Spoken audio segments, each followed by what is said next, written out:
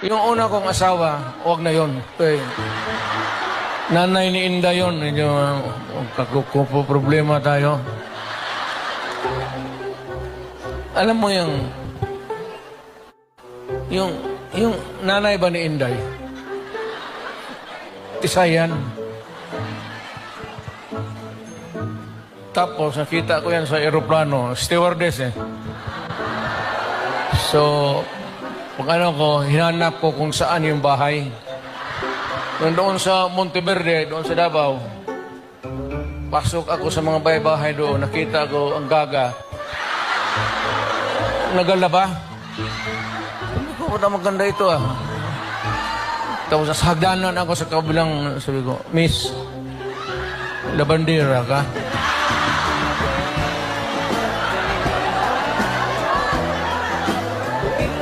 Ewan ko kung sino taga